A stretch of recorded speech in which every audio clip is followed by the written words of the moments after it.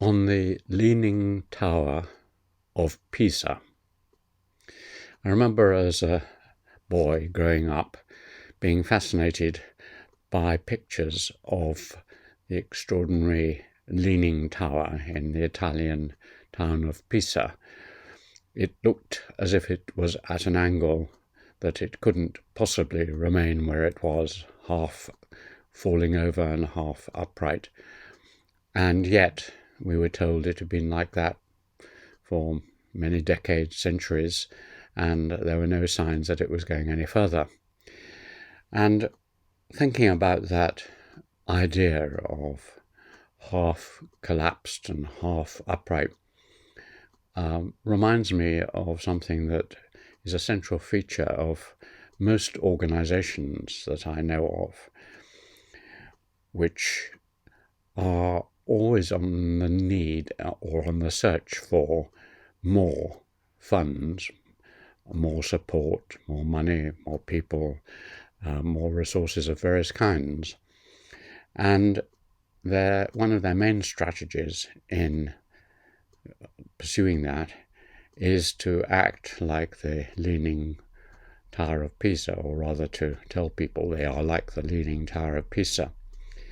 The most obvious example at the moment, and has been for some years, is the National Health Service in Britain. Almost every week, certainly, on the news, we hear of another group who are saying that they're either going on strike or protesting or making the case for more resources because the National Health Service is on the point of collapse. It's on the point of collapse because it hasn't got this or that or the other thing. And looking at it, they come up with good figures showing that it's just surviving, it's just keeping going. But one more push and it's over, and we've lost our National Health Service.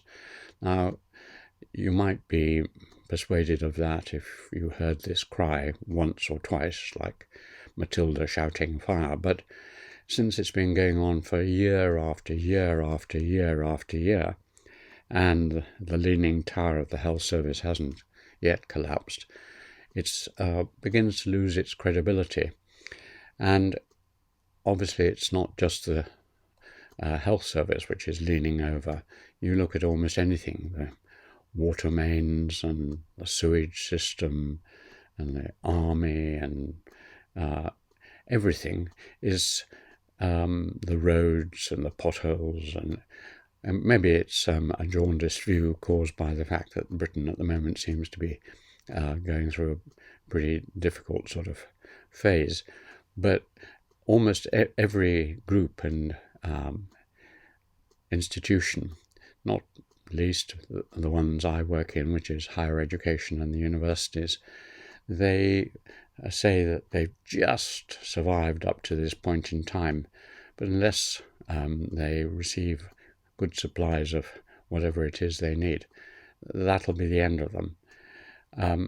I don't know what the solution to this is. You could say, fall over, which they won't do because obviously there's too many vested interests, and the push and the pull of the two systems is about equal.